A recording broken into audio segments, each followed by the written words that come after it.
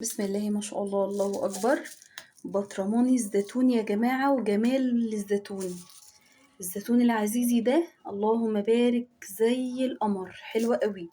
جربوا الطريقة مش هتندموا، تحفة. وما تنسوش تتابعوني عشان يوصل لكم كل جديد. السلام عليكم ورحمة الله وبركاته، ازيكم عاملين ايه؟ النهاردة بقى هنعمل الزيتون وجمال الزيتون. بسم الله ما شاء الله، الله أكبر. الزيتون العزيزي بقى بسم الله ما شاء الله تحفة. الزيتون ده علشان رمضان، مش هعمله سليم زي ما هو كده، مش هكسره، مش هفتحه بالسكينة، زي ما هو كده اهو. الزيتون دول 3 كيلو زيتون، دول 3 كيلو زيتون. هحط عليهم نص كيلو جزر متقطع كده، حوالي 3 جزرات، ودول حوالي 5-6 ليمونات، وده ربع كيلو فلفل، ودول حوالي 3 جزرات مبشورين، وكوباية عصير ليمون.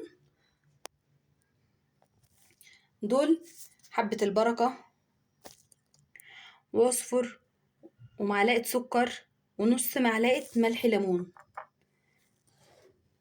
وهنا حزمة كزبرة، شوية توم كده بالشكل ده. بسم الله ما شاء الله أكبر، تحفة.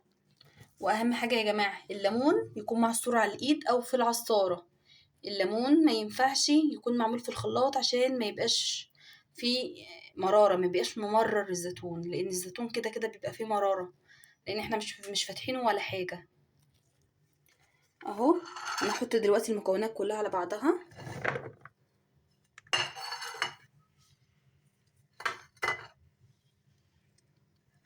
الليمون بسم الله ما شاء الله، الله اكبر.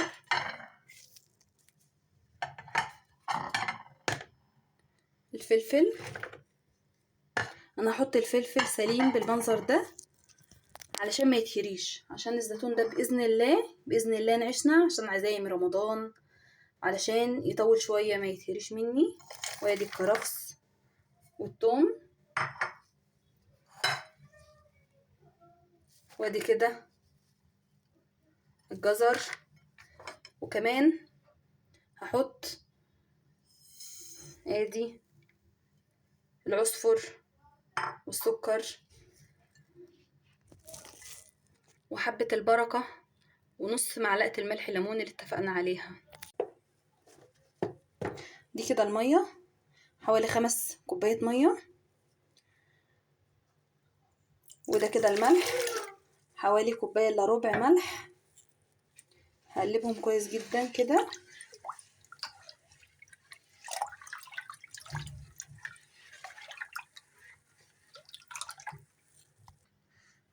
وادي الزيتون اهو بسم الله ما شاء الله. بعد ما قلبناه هنحطه بقى في البطرمان. بصوا بسم الله ما شاء الله، الله اكبر. الزيتون اهو بعد ما عملته هنحط بقى معلقة خل كده على المية. مش هكتر مية، مش هكتر خل على المية. ادي المية اهي.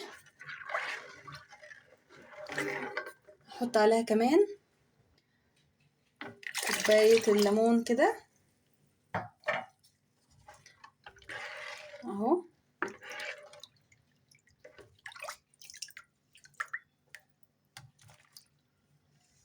اهو احط كده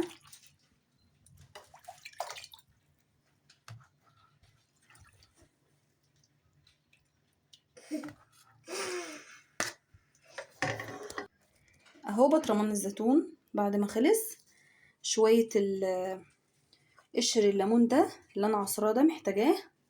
بصوا هقفل بيه كده البطرمان كويس جدا،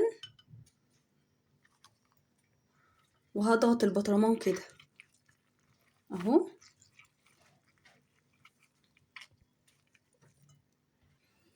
اهو هحط بقى كيس كده وهقفل كويس جدا واضغط جامد.